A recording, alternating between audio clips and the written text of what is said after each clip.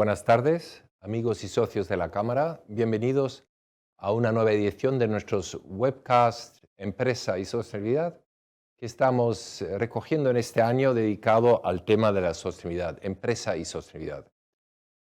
Hoy vamos a tener la sexta entrega de nuestros webcasts centrado en la industria del automóvil, sostenibilidad e industria del automóvil, y la séptima y última de este año, ya un poquito antes de Navidad, también será dedicado al tema del automóvil. Y el reflejo de la enorme importancia que tiene la industria del automóvil para Europa, para España y Alemania en particular, y para nuestros asociados también. Hoy vamos a encontrarnos con José Luis López Schömer, del Grupo Daimler para la península y para Latinoamérica, que nos centrará el tema desde el punto de vista del Grupo Daimler y en particular desde la impronta que esto está teniendo en España. Y luego en la última sesión nos encontraremos con Volkswagen, pero esto ya hablaremos más tarde. Las primeras webcasts que hemos tenido nos han presentado a empresas señera de la Cámara Alemana, de la industria alemana en España, como son Merck, Bayer, BASF, T-Systems y Siemens. Todos nos han presentado los enfoques sostenibles, cómo intentan compaginar las 17 ODS, los Objetivos de Desarrollo Sostenible, con la política de la empresa. Hoy hablaremos con José Luis López Schömer, como les dije, representante general del Grupo Daimler y además vicepresidente de la Cámara de Comercio Alemana para España. José Luis, ¿estás allí en línea? Vamos a ver si funciona Sí, estoy en la línea. conexión. Sí, estoy en línea. No sé si me oyes, Volker. Muy bien, José Luis, ya. Bienvenido a este webcast. Gracias por el tiempo. A nuestros oyentes, decirles que esto son unos 25 minutos más o menos en el que intentaremos despachar el tema de la sostenibilidad para lo que significa para el Grupo Daimler y la industria automóvil en general. Así que voy a ser muy rápido presentándote, José Luis. Eres licenciado en Derecho, estás unido ya muchos años al Grupo Mercedes-Benz en España, has estado metido en la dirección de ventas, de turismos, luego en vehículos industriales también. En el 2001 asumes la Dirección General de Vehículos Industriales y pasas a formar parte del Comité de Dirección de la Sociedad. Funciones que amplías en el año 2007 tras ser designado como vicepresidente para ventas y marketing de furgonetas a nivel mundial. 2 años más tarde, el Consejo de Dirección de Daimler te nombra presidente y consejo delegado de Mercedes-Benz España. Desde el 1 de enero del 2016 eres lo que antes dije, Chief Representation Officer o representante general para la península ibérica y América Latina para el Grupo Daimler. En esta función eres el interlocutor con las administraciones públicas, asociaciones y otras instituciones. Muy bien, has sido también presidente de la Cámara de Comercio Alemana para España, aquí me lo he notado, entre 2012 y 2016. Luego, el Grupo Daimler no necesita mucha presentación, sí decir que son responsables de 280.000 empleos a nivel mundial, y no solamente son los automóviles de alta gama que conocemos todos, sino el Grupo Daimler es uno de los mayores fabricantes de vehículos comerciales del mundo también. Y además, más allá de la construcción de automóviles y vehículos comerciales, camiones, estáis adentrados en servicios financieros y leasing, gestión de flotas y también nuevos servicios innovadores de movilidad con los tiempos que corren. Eso es importante. En España estáis desde ya más de 100 años, 1906. Tenéis una planta en Vitoria que produce las famosas furgonetas del Grupo Daimler para el mundo. Muy bien, pues con esta entradilla pues ya empezamos a hablar directamente de temas de sostenibilidad. Antes de pasarte la palabra, el sector de automóvil está muy tocado por el tema de sostenibilidad. Está sufriendo un cambio radical de posicionamiento. Hace unos años no nos imaginábamos que nos íbamos a electrificar tanto. Todos soñábamos con un coche pues, de diésel. Está muy intervenido por la legislación. Ahora con las novísimas normas Euro 6 luego unas enormes exigencias de bajada de emisiones CO2, todo eso en el contexto de grandes objetivos de sostenibilidad. Pues nada, ponnos en esta situación muy compleja el mercado del automóvil, de la industria del automóvil, un poco en contexto. ¿Cuáles son las grandes tendencias? ¿Cuáles son los grandes retos ahora? Y luego vamos a ir desgranando algunos de ellos. Muy bien, Walter, pues muchas gracias por darme esta oportunidad de hablar sobre el sector del automóvil, que es un sector apasionante que está absolutamente unido a la movilidad. Es decir, la movilidad en el fondo es llevarte desde el punto A al punto B. Eso lo llevamos haciendo durante miles de años a través de las vías romanas o la ruta de Indias, con caminos militares o comerciales, y en los últimos 100 años se ha hecho de la forma más eficiente que se ha hecho en la historia gracias a los vehículos de combustión. Aparte de estas rutas comerciales o estas rutas militares, en los últimos 100 años también la movilidad ha estado muy vinculada al ocio, a la libertad de movimientos que hemos tenido en las sociedades del mundo. Lo que pasa es que en los últimos 15, 20 años estamos sujetos a una enorme reconversión por dos factores. Por una parte, una regulación creciente, como has mencionado, y por otra parte, también por una enorme conciencia medioambiental, sobre todo en las sociedades occidentales. Pero eso sigue unido a una demanda mayor de movilidad que sigue cada día. Es decir, no hace falta que diga o que recuerde que esto es así. Cada vez hay más clase media en el mundo, hay sociedades más urbanas, las ventas online también disparan la necesidad de la última milla, así como la digitalización. Hay más clase, llevo más países emergentes. Si te fijas solo en 5 de los 20 países más poblados del mundo, hay una tasa de motorización que supere los 300 coches por cada 1.000 habitantes. Eso lo que significa es que hay un potencial enorme. De hecho, se siguen incrementando las ventas alrededor de un 5% cada año. Es decir, en el año 1950 se vendían 11 millones de vehículos o de coches en el mundo. En este año estamos cerca de los 100, 96, 95, depende de los datos con la pandemia. Es decir, que existe un potencial enorme. Luego hay 4 ejes que están creando bastante disrupción en el mercado, que es lo que nosotros en Mercedes o en Daimler llamamos CASE cuando creamos esta empresa, que es el coche conectado, el coche autónomo, el coche compartido o de movilidad compartida y el coche eléctrico. Esto no solo crea una disrupción, también crea unas oportunidades de negocio muy considerables. Hay muchos expertos, hay estudios que calculan que la facturación del sector en los próximos 15 años va a aumentar un 30%. Eso, para que nos hagamos una idea, son 1,5 trillones de dólares adicionales de facturación. Y esto, pues, obviamente es una oportunidad enorme para el sector. Lo que pasa es que cuando se habla de oportunidad de negocio, como se habló cuando vino el ferrocarril, pues incrementa las posibilidades, pero no para todo el mundo. Es decir, el que tuviera en aquel momento el Pony Express sin duda se vio afectado. Entonces es un sector con oportunidades de negocio enormes, pero también con disrupciones para algunos de los jugadores. ¿Cómo lo está viendo el mercado? Pues yo creo que el mercado cree en esta transformación. Si nos fijamos entre las 10 empresas de mayor capitalización del sector automóvil, hay 5 que hace 10 años quizá eran del todo desconocidas o al menos no estaban en esta lista. Es decir, en la lista de las 10 más capitalizadas, por supuesto, están empresas tradicionales como es Volkswagen o como es Daimler, como es Toyota o como es Ford, pero también hay otras empresas que han surgido en los últimos años como es Tesla, que es la mayor capitalización, BYD, Rivian, Lucid Motors o Great Wall Motors, que son empresas que no estaban hasta ahora, pero que están entrando como nuevos jugadores en este enorme pastel que se abre ante nosotros, ¿no? Entonces yo creo que estos cambios, como todos sabemos, pues necesitan un periodo de transición. Sería muy deseable que hubiera una neutralidad tecnológica, porque claro, en tan poco plazo, pues las inversiones multimillonarias que tenemos que hacer todos, pues van a ser muy, muy considerables, ¿no? Luis, quería volver un momento sobre el tema del coche conectado. Conectado y conexión, coche conectado y sostenibilidad. ¿Hasta qué punto la conexión, el coche conectado es algo más que otro servicio añadido al placer del cliente de saber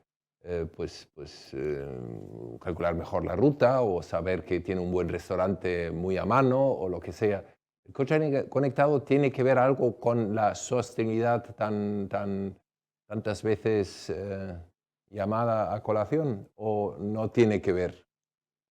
Hombre, tiene que ver y tiene que ver mucho. Es decir, si consideras el vehículo conectado, pues prácticamente estamos hablando de un smartphone sobre ruedas, ¿no? Con crecimientos de ventas que superan al 50% al año, o sea que es un crecimiento exponencial.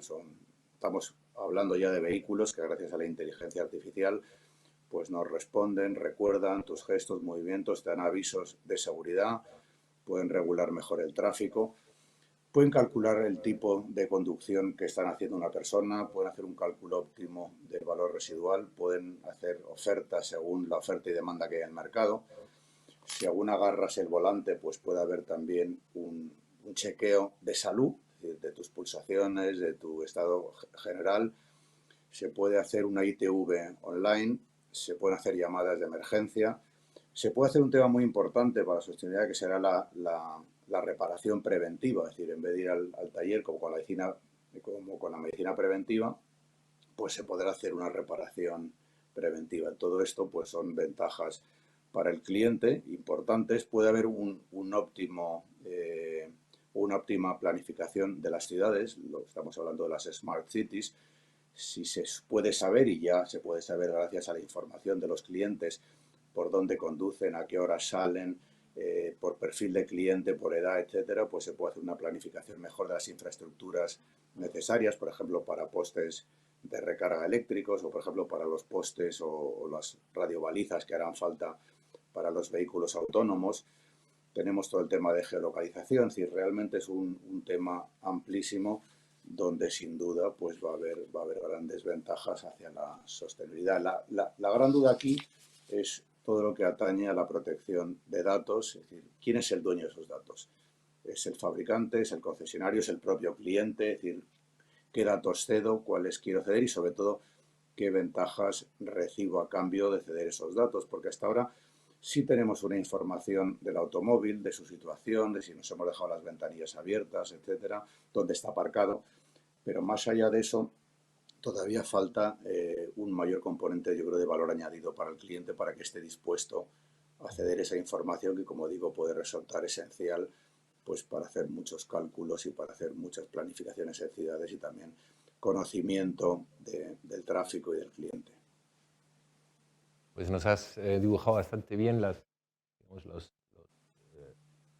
colores rosas del coche conectado. Rosa en el sentido de que realmente son ventajas, menos gasto de energía, menos tráfico, gestión más eficiente de tu tiempo. En fin, hay muchas ventajas. Pero también has tocado el tema de protección de datos y creo que ahí realmente, bueno, habrá preocupación, ¿no? Dicen que en China, con 1,3 mil millones de habitantes, son capaces, desde el gobierno, en 6 minutos, saber dónde está cualquier persona en este enorme país. Porque la inteligencia artificial, el estar conectado, lo posibilita así. Y yo que de vez en cuando pues, me paso un semáforo en ámbar y quizás alguien discutiría si ya era rojo o no, pues en el futuro, sabiendo que estoy conectado y de alguna forma mis datos están siendo registrados, pues cualquiera se atreve a hacer algo malo porque recibirá un punto social negativo, o el seguro de turno dirá, mira, su forma de conducir no es la más adecuada, su seguro sube un 40%, 30%, 10%. Digamos, la protección de datos, ¿nos puedes dar algunas pistas más? ¿Estás tranquilo con el tema o realmente nos Bueno, estamos acercando a efectivamente, es decir, un problema?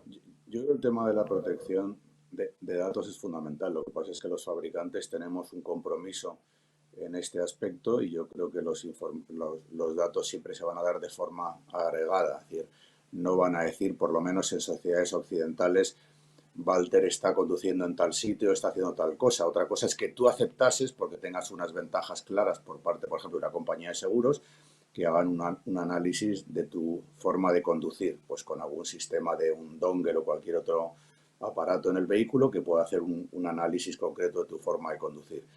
Pero eso tendrías que aceptarlo tú, como tienes que aceptar tú ahora mismo, si quieres que tu información sea utilizada pues, en las grandes plataformas pues, tipo Facebook o Instagram o en el resto. Es decir, tienes que tú que aceptarlo. Evidentemente, en una sociedad como China, pues el tema de protección de datos pues sí puede ser un tema que nos preocupe más. Es decir, el control al mismo tiempo vinculado a una política de origen maoísta, pues hombre, te preocupa más. No creo que sea un tema que nos lleve a preocupar en Occidente, pero sí es un tema que los fabricantes tenemos que dar una respuesta clara de protección y de absoluta anonimidad en estos datos que tienen que ser siempre agregados. Oye, te dirán, pues bueno, los grandes flujos de tráfico, pero no llegarán a agregar o a discriminar a un cliente en concreto.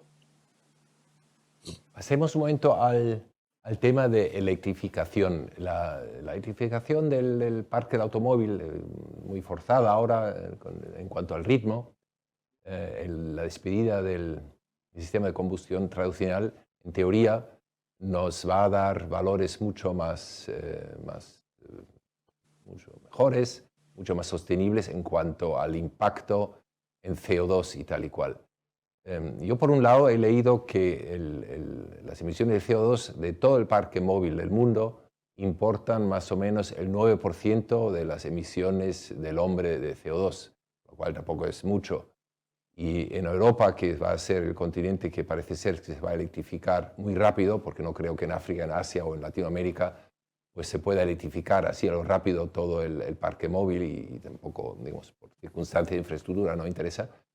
¿Tú crees que la electrificación va a conseguir repercutir tan favorablemente en las emisiones de CO2, que supuestamente pues, influyen fuertemente sobre el clima?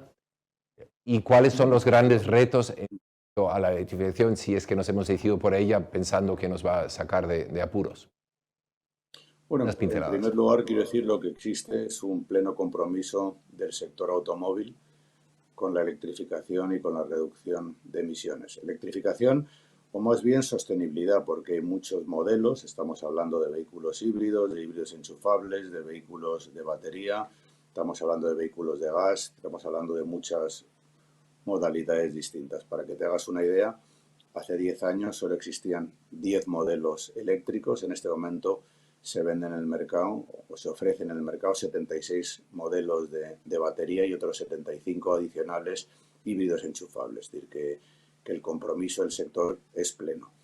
Lo que pasa es que hasta que vayamos cumpliendo estos retos y hasta que los clientes vayan aceptando y comprando sus vehículos, por ejemplo en España no pasa de un 2% las ventas o las matriculaciones que se están haciendo de vehículos puramente eléctricos de batería, lo importante para el medio ambiente es seguir renovando el parque. Es decir, en España, por ejemplo, tenemos un parque de automóviles que tiene casi 13 años de antigüedad media y resulta esencial cambiar esos vehículos por las tecnologías de combustión más actuales, es decir, pues híbridos enchufables, pero también diésel Euro 6D, que es un vehículo muy respetuoso, desde luego mucho más que este parque, donde en España existe un porcentaje altísimo de vehículos de más de 20 años.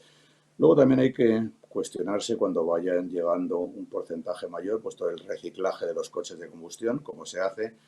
También la segunda vida de las baterías va a ser un tema interesante y, por supuesto, una gran cuestión que es la mayor demanda de energía. Es decir, si realmente todos los coches fuesen eléctricos, eso significa que hay una mayor demanda de energía y habrá que plantearse en Occidente, que está apostando por el vehículo eléctrico de batería y por el híbrido enchufable, cómo se produce esa energía. Pero claro, lo que no parece lícito es decir, oye, vamos a hacer una gran reconversión del sector, vamos a ir solo a vehículos de batería e híbridos enchufables, pero al mismo tiempo producimos la energía eléctrica quemando carbón, ¿no? Entonces yo creo que esto tiene que ir muy unido pues, a grandes inversiones en energías renovables y seguramente volver a retomar en algunos países o en algunos casos, como se ha hecho en Francia, con energía nuclear. Yo creo que es esencial que el debate vaya en paralelo con la venta de vehículos, porque no son solo las infraestructuras, que también, por ejemplo, en España, para cumplir los objetivos de emisiones de CO2 en el año 2030, calculamos a través de ANFAC que harían falta unos 350.000 postes de recarga pública. En este momento y solo faltan 8 años para llegar a ese año 2030, solo hay unos 12.800 o 13.000 postes, es decir, hace falta pues prácticamente multiplicar eso por, yo qué sé, por 20 o por más. Es decir, estamos hablando, como digo, de 350.000 y nos faltan 330.000 por hacer. Es decir, que la cifra es enorme y supone también unas inversiones monumentales. Es decir, que por una parte hay inversiones en las ciudades, hay inversiones en carreteras, pero también los fabricantes, por ejemplo Daimler o Mercedes, para que te hagas una idea, Walter, vamos a invertir solo en I+D entre el año 2022 y 2030 cerca de 40.000 millones de euros en el lanzamiento de vehículos eléctricos.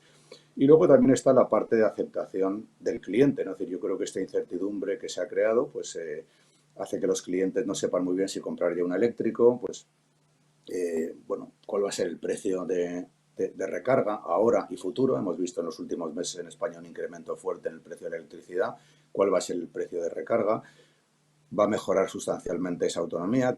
¿Qué infraestructura va a haber para si me quiero ir no solo en un coche urbano, sino me quiero ir de viaje?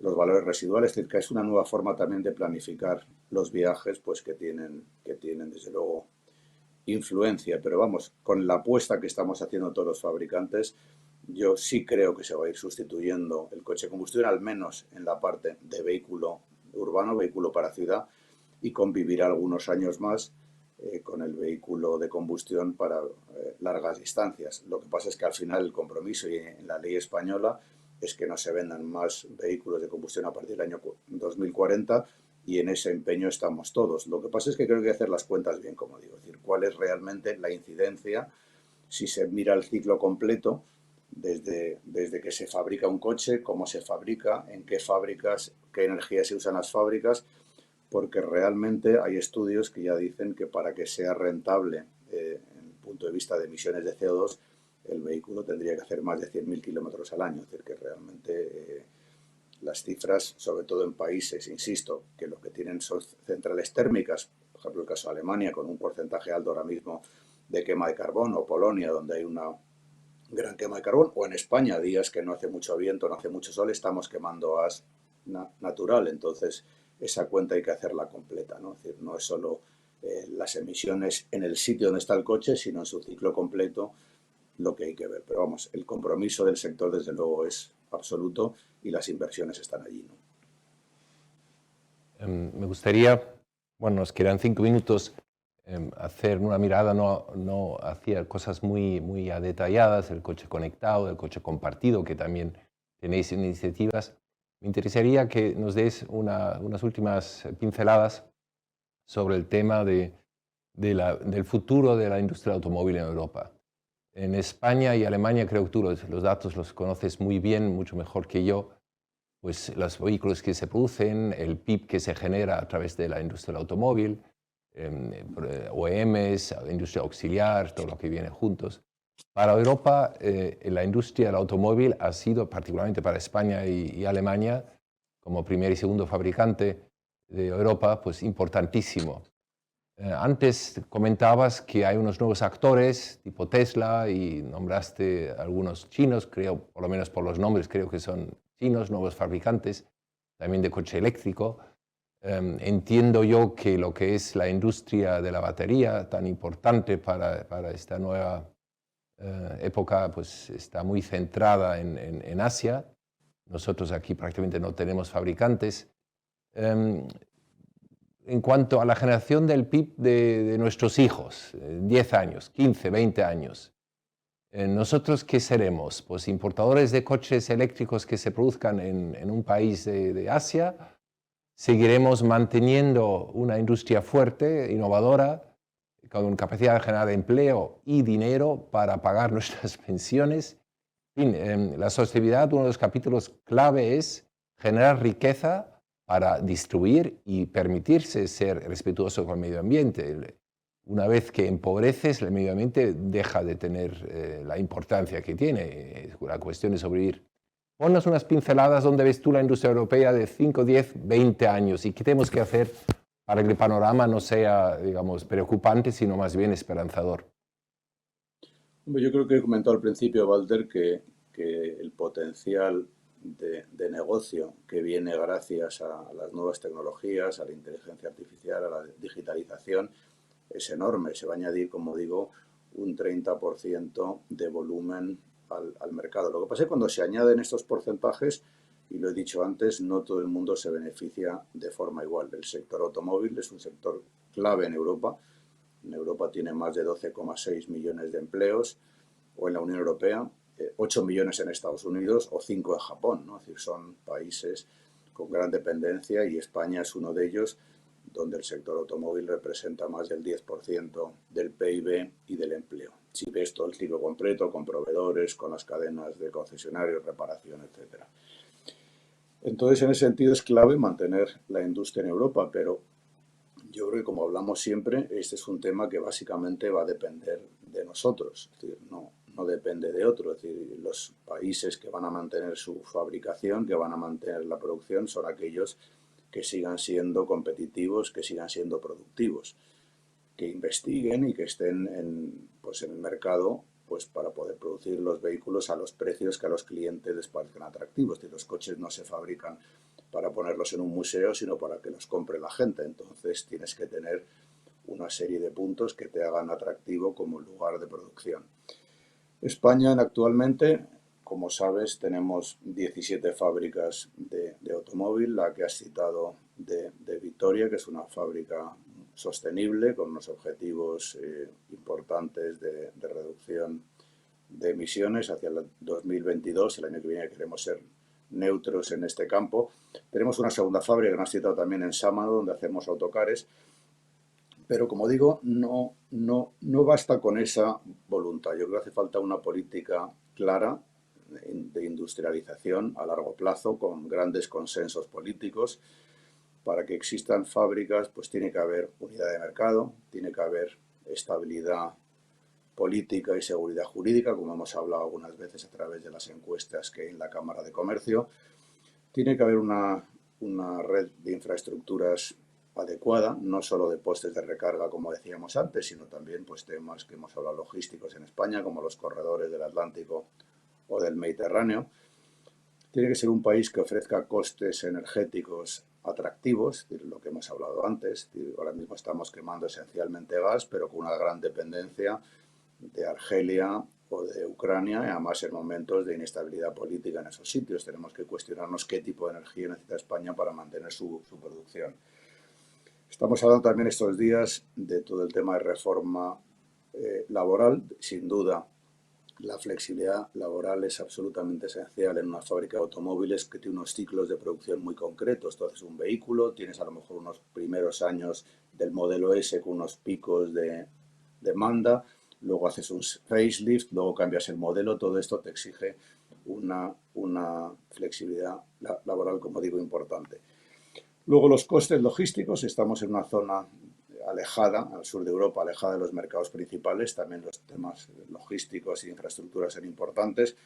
Por supuesto, todo el tema de formación, la formación dual que tanto hemos defendido desde la Cámara de Comercio, pero también carreras universitarias que se adapten más a la realidad del mercado que tenemos ahora mismo. Yo, en mis 30 años en Mercedes, muy pocas veces he tenido contacto con el mundo universitario en el que me hayan preguntado rectores de universidades: oye, José Luis, ¿qué tipo de carreras os van a hacer falta en el sector vuestro en los próximos 5 o 10 años? ¿Cómo podemos adaptar esta formación?